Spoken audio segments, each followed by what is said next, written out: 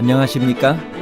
인생의 복잡한 문제들을 말씀으로 단칼에 해결해주는 김종근 목사의 쾌도 남마입니다.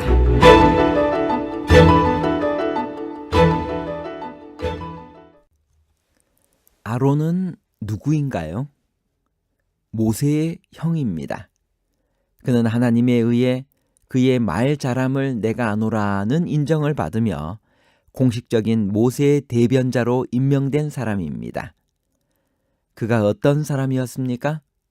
모세가 네 번째로 시내산에 오를 때 그와 함께 시내산에 올라 청옥을 편듯하고 하늘같이 청명한 하나님의 발 아래를 보았고 다른 지도자들과 함께 하나님을 뵙고 먹고 마신 기쁨을 경험한 사람이었습니다.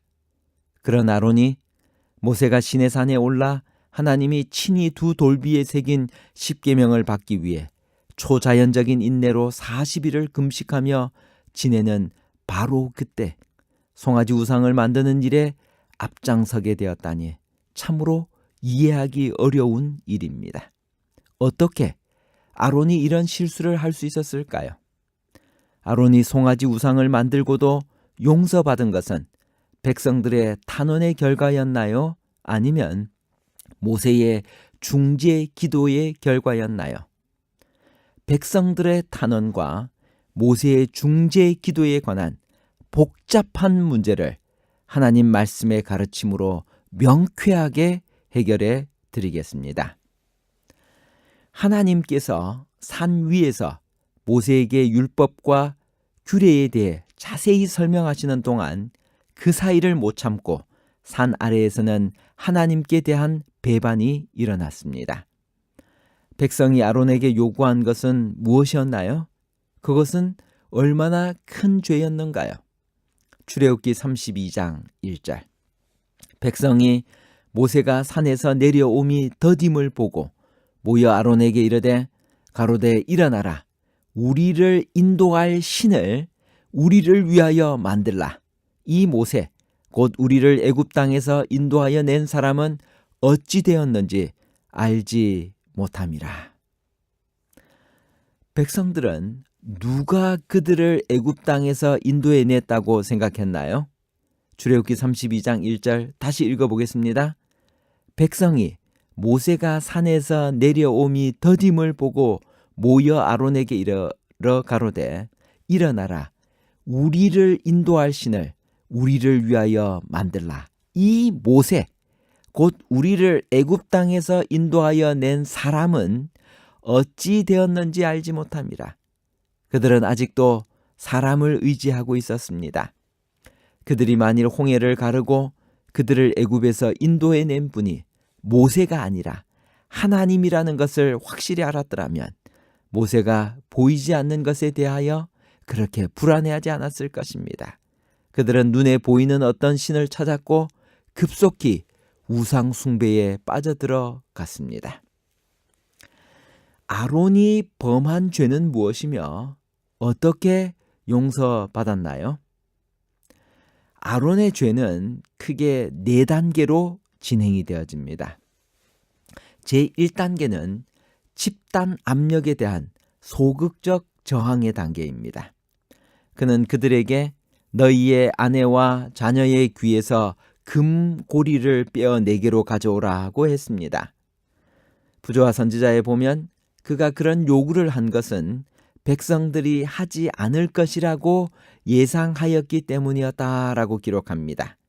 그녀는 백성들의 교만한 탐심이 그런 희생을 거절할 것이라는 기대를 가지고 그는 우선 모든 백성들에게 금 귀걸이를 모아오라고 명령했다. 부조와 선지자 315페이지에 있는 말씀입니다. 그런데 예상은 빗나가고 말았습니다. 모든 백성이 그 귀에서 금고리를 빼어 아론에게로 가져온 것입니다. 이제 어떻게 할 것인가? 제2단계는 집단 압력에 굴복하여 순응하는 단계입니다.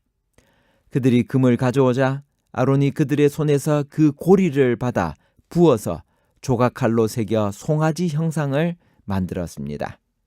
분명히 아론 자신이 송아지를 만들었습니다. 집단 압력에 굴복하여 순응한 것입니다.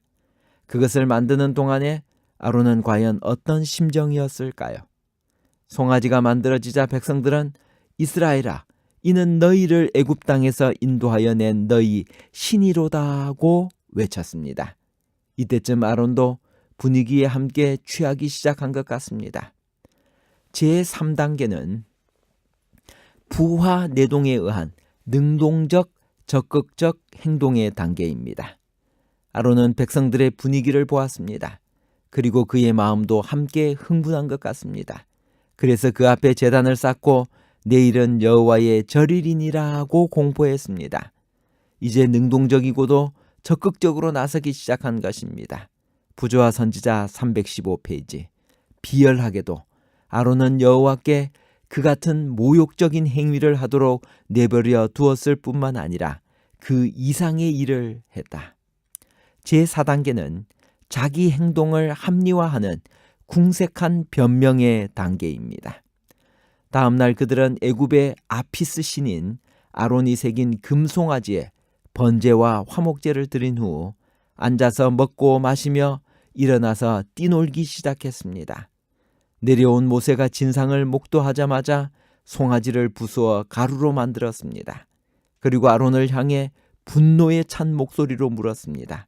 이 백성이 당신에게 어떻게 하였기에 당신이 그들을 큰 죄에 빠지게 하였느냐? 아론이 기어들어가는 목소리로 참으로 초라하고 궁색한 변명을 늘어놓습니다. 내 주여, 노하지 마소서. 이 백성의 악함을 당신이 아나이다. 그들이 내게 말하기를 우리를 위하여 우리를 인도할 신을 만들라 하기에 금이 있는 자는 빼내라 한즉 그들이 그것을 내게로 가져왔기로 내가 불에 던졌더니 이 송아지가 나왔나이다. 부조와 선지자 319페이지에는 이렇게 기록합니다. 그는 모세로 하여금 기적 곧 금을 불 속에 던졌더니 초자연적 능력에 의하여 송아지로 변하였다는 것을 믿게 하려고 했다. 이 아론이 어떻게 용서를 받았습니까? 모세의 중보 기도 덕분이었습니다. 훗날 모세는 이 사건을 회고하면서 신명기 9장 19절에서 21절 여호와께서 또 아론에게 진노하사 그를 멸하려 하였으므로 내가 그때에도 아론을 위하여 기도하고 너희의 죄 곧 너희의 만든 송아지를 가져다가 불살라 찢고 티끌같이 가늘게 갈아 그 가루를 산에서 흘러내리는 신에 뿌렸느니라고 했습니다. 성경은 아론을 가리켜 여호와의 성도라고 부릅니다. 시편 106편 16절.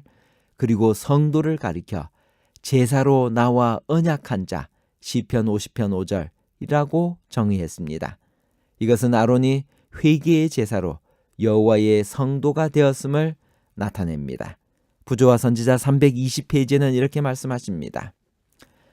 하나님께서 모세가 없는 동안 백성을 다스릴 권한을 위탁하셨던 그가 그들의 반역을 제거하였다. 여호와께서 또 아론에게 진노하사 그를 멸하라 하셨다. 그러나 모세의 열렬한 중재의 기도에 대한 응답으로 그의 생명이 보존되었다. 그는 자신의 큰 죄를 참회하고 겸비하게 행함으로 하나님의 은총을 회복했다. 모세는 이렇게 기도를 드렸습니다.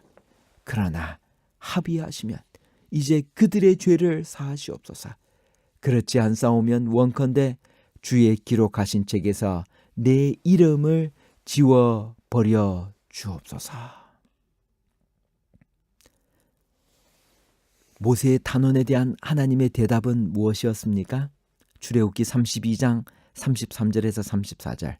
여호와께서 모세에게 이르시되 누구든지 내게 범죄하면 그는 내가 내 책에서 지워버리리라. 이제 가서 내가 내게 말한 곳으로 백성을 인도하라. 내 사자가 내 앞서 가리라. 그러나 내가 보응할 날에는 그들의 죄를 보응하리라. 아무리 모세의 사랑이 크고 이스라엘 백성의 죄를 대신 지고 싶은 마음이 간절하다 하더라도 사람은 사람을 위하여 대속할 수 없습니다. 그것은 그리스도만 하실 수 있는 일이었습니다. 그래서 구원은 개인적인 것입니다. 죄를 범한 당사자만이 그 죄에 대한 책임을 질 수 있습니다. 필리핀 마닐라에서 일본과 미군은 장렬한 싸움을 실시해 필리핀의 민간인의 사상자는 10만 명을 넘었습니다.